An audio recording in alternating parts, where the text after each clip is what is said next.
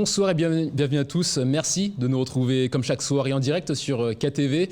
Nous sommes le mardi 20 juillet et à la une de cette édition, le pass sanitaire fait la une de l'actualité depuis plusieurs jours. Effectif depuis le 9 juin dernier, il permet d'accéder à bon nombre de rassemblements et d'événements à condition d'être vacciné ou de présenter un test Covid négatif. Et il sera étendu à partir du mois d'août prochain aux restaurants, aux transports et aux hôpitaux encore. La mesure divise le pays. Et à Mayotte, qu'en pense la population? Jaidi Molida est allé sur place pour les rencontrer. Sans un certificat de vaccination, voyager et accéder à certains lieux de rassemblement public devient de plus en plus laborieux. Le pass sanitaire est mis en place depuis le 9 juin en France et à Mayotte, la population semble mitigée quant à cette mesure. 100% pour parce qu'il en va de la sécurité sanitaire de tous. On ne peut pas jouer avec la santé. Alors moi je suis contre parce que pour moi je trouve que c'est une atteinte à la liberté. Autant faire le test Covid et puis aller dans les endroits où on veut.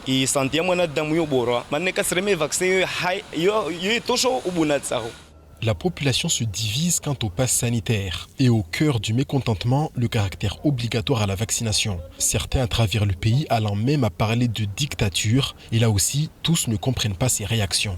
Macron avait dit que le vaccin ne sera pas obligatoire, mais maintenant on sait que ce soit au restaurant, au cinéma, pour voyager, on est obligé d'avoir un pass sanitaire. Bientôt on ne sait même pas si pour rentrer dans les magasins on aura un pass sanitaire ou pas. Du coup, je pense que l'État n'écoute pas forcément la population. Oui, on peut tout dire, y compris des bêtises énormes. Il faut arrêter le vaccin. La privation de liberté est au centre des discussions sur le pass sanitaire. Invité du plateau de la matinale, Dominique Voynet a tenu à répondre et appelle les réfractaires à la raison. On vit en société, on assume des gestes qui permettent aussi de protéger les autres. Si vous êtes un ermite qui vit dans une grotte à la campagne et que vous n'avez pas envie d'aller au restaurant, vous êtes libre de ne pas vous faire vacciner. Ce qui ne plaît pas aux gens, c'est qu'on leur dise ce qu'il faut faire. Évidemment, on préférerait choisir librement. Les libertés individuelles, elles ne sont pas absolues. Vous n'avez pas le droit de rouler comme un cinglé sur la route et de tuer quelqu'un. Les interdits en société, ça a toujours existé. Le pass sanitaire sera étendu entre autres aux voyages ainsi qu'aux lieux de restauration au début du mois d'août. Le gouvernement précise que d'autres types de lieux pourront être concernés selon la situation épidémique. Et ce matin, la directrice générale de l'ARS a également évoqué le mouvement de grève actuellement dans son agence et au CHM. Pour Dominique Voynet, si les revendications à l'hôpital peuvent s'entendre, à l'ARS, le mouvement est lié à la volonté de promotion de 3 agents. En effet, l'ancienne ministre assure que les représentants syndicaux n'ont aucune volonté de dialoguer et préfèrent s'attaquer à sa personne. Écoutons la directrice, sa réaction dans la matinale. J'ai vu l'autre jour devant l'ARS, on a une vingtaine de personnes du CHM, une dizaine de l'ARS, des gens que je ne connais pas, qui se sont peut-être joints à la manifestation, soit pour faire masse, soit pour marquer leur solidarité avec les objectifs de la grève. Mais moi, je reçois mes agents. Sauf que j'ai eu, il n'y a pas très longtemps, ce qu'on appelle un comité d'agence et des conditions de travail, avec une liste de sujets qu'on examine qui concernent l'amélioration des conditions de travail. Et je peux vous dire que les syndicalistes du syndicat en grève n'ont pas ouvert la bouche pendant cette réunion. Pas ouvert la bouche pendant cette réunion. C'est au cours de ces réunions qu'on est censé discuter des conditions de travail. C'est pas devant l'ARS en plein soleil. Hein? Donc moi je souhaite qu'on respecte le dialogue social, qu'on en respecte les règles. Je veux pas non plus entendre, c'est pas une façon d'ouvrir la discussion, de dire Madame Voynet est raciste et méprise les Mahorais. Elle refuse de nous promouvoir, alors que j'ai des chefs de service mahorais avec lesquels le travail se fait idéalement bien. Et je précise qu'ils ne sont pas en grève. Ils font leur travail. Quand ils me demandent quelque chose, on a besoin de crédit pour tel projet, on a besoin de ton aide pour avancer plus vite sur tel dossier, évidemment, je suis fière et heureuse de les accompagner. Et tout autre sujet maintenant. En cette période de grandes vacances, l'idée vous est sûrement venue d'aller à la plage pour vous baigner. Et vous avez bien raison. Mais prudence, la qualité des eaux a tendance à se dégrader d'année en année. Cela est dû essentiellement à la pollution que nous générons au quotidien et qui peut avoir des conséquences sur la santé des baigneurs. Plus de précision dans ce sujet. Plonger à la découverte des fonds marins ou tout simplement barboter en bord de plage. Des petits plaisirs auxquels s'adonnent bon nombre de personnes pendant les vacances. Mais attention, il ne faut pas se baigner n'importe où et éviter les zones densément peuplées où les eaux peuvent être fortement polluées. La contamination, c'est essentiellement ce qu'on appelle des contaminations fécales, c'est-à-dire des pollutions d'origine fécale, avec des matières fécales, soit avec des problèmes essentiellement, en tout cas au niveau de Mayotte, c'est des problèmes qui émanent essentiellement des eaux usées. Des eaux usées qui se déversent sur les plages, soit par dysfonctionnement des stations d'épuration, soit par des accidents qui se produisent par des déversements sauvages d'eau usée sur la plage, ça existe, ou bien par des pollutions animales. Et ces pollutions qui se retrouvent dans la mer peuvent avoir des conséquences sur la santé des baigneurs. Il y a des risques de plusieurs pathologies.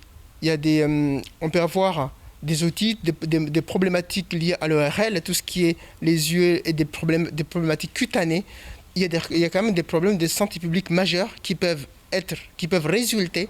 Avant toute baignade, l'Agence régionale de santé recommande de s'informer sur la qualité des eaux, soit auprès des mairies, soit sur baignade.santé.gouv.fr, un site internet qui regroupe les résultats d'analyse des eaux de baignade dans la France entière. À Mayotte, les eaux d'une trentaine de plages sont testées chaque mois et selon l'ARS, elles ont tendance à se dégrader au fil du temps. La démographie, la pression et les problématiques d'assainissement sur lesquelles on assiste dans les départements font que l'urbanisation non maîtrisée fait que énormément de macro-déchets se retrouvent sur les sites de baignade, énormément des eaux usées se retrouvent sur les sites de baignade. Donc nous assistons à une dégradation générale de la qualité de l'eau. Toutefois, les sites qui sont excentrés des sites de baignade maintiennent leur niveau de qualité excellente. Pour réduire les risques sur la santé, l'ARS recommande aussi à la population d'éviter d'aller à l'eau après une forte pluie ou encore de bien se rincer après la baignade. Et on referme cette page santé pour parler de social. L'année passée, une partie des salariés du groupe BDM étaient en grève. Si le mouvement a pris fin en septembre, depuis, certains dénoncent un climat social très dégradé. Harcèlement, menaces de licenciement, humiliation. La CGTMA accuse directement la direction. Hier, un droit de retrait a été déposé. Et pour Salim Naouda, la direction du travail est en partie responsable de ces abus présumés. On l'écoute lors de la matinale de Cauzy. Nous avons malheureusement des situations que nous vivons de jour en jour dans ce département qui sont à déplorer, que la direction du travail, ou je dirais l'inspection du travail, a été saisie, informée et alertée, et que derrière, l'inspection du travail n'a pas fait non plus son travail. Comment peut-on expliquer qu'un représentant du personnel qui souffre, qui est allé voir l'inspecteur du travail pour lui dire la problématique que les salariés en général vivent dans une entreprise et que l'inspecteur du travail lui propose une rupture conventionnelle du contrat avec l'employeur et dire à ce représentant du personnel qu'il allait l'accompagner dans sa démarche de rupture conventionnelle. Donc je pensais, et j'ai toujours eu à croire que l'inspection du travail était là effectivement pour faire respecter la loi, rien que la loi, et que malheureusement, nous voyons qu'à Mayotte, il y a des inspecteurs voyous qui accompagnent la pression mise sur les salariés, qui accompagnent les employeurs à continuer à être hors la loi. Et pour terminer ce journal, découvrons ensemble le reste de l'actualité en bref, avec notamment des élus qui affirment leur soutien au président de la République, ou encore de nouvelles modalités pour aller et venir à Mayotte. Au montage, Yousra Madali. Le journal du dimanche vient de publier une tribune signée par 382 élus locaux de droite et de gauche. Cette tribune a pour objectif de soutenir l'action du président Emmanuel Macron. Si nos sensibilités politiques sont différentes, nos parcours divers, nous nous retrouvons tous aujourd'hui pour saluer le courage des décisions prises, la clarté du cap fixé sur le plan sanitaire. L'objectif de vacciner tous les Français est ambitieux et nécessaire, était-il notamment possible de lire dans cette tribune. Parmi les signataires, on retrouve 10 des 17 maires de Mayotte, dont Madi Souf, le présidente de l'association des maires, ou encore Amdila Waedou Soumaïla, le maire de Mamoudzou. Les signataires se posent en défenseurs de la relance économique, du soutien à l'activité, à la réindustrialisation du pays et à la lutte contre le changement climatique. Néanmoins, la tribune recense 382 signataires, alors que la France compte pas moins de 5000 maires. Si 60% des maires de l'île ont signé, ils ne sont ainsi que 8% à l'échelle du pays. La commune de Chiconi organise ce dimanche la 2e édition des Dimanches de la Baie. Cet événement consiste à rendre piétonne la rocade Bamana tous les derniers dimanches du mois pour laisser place à des activités sportives, culturelles et familiales. Situé sur la baie de Chiconi, l'événement vise à promouvoir et à animer le patrimoine communal à travers des animations diverses et pour tous. Plusieurs associations prendront part à la manifestation, à l'instar de l'Agence régionale du livre et de la lecture, qui proposera des ateliers autour du livre.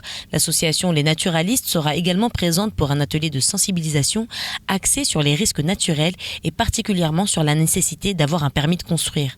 Des spectacles et des points de restauration sont encore au programme. Si les participants viennent nombreux, la commune envisage d'inscrire l'événement dans son agenda municipal. Rendez-vous ce dimanche 25 juillet de 13h à 20h à Chiconi. Le gouvernement a pris un décret en date du 16 juillet dernier en lien avec les modalités pour se déplacer. Le préfet de Mayotte a décliné ces nouvelles règles à Mayotte.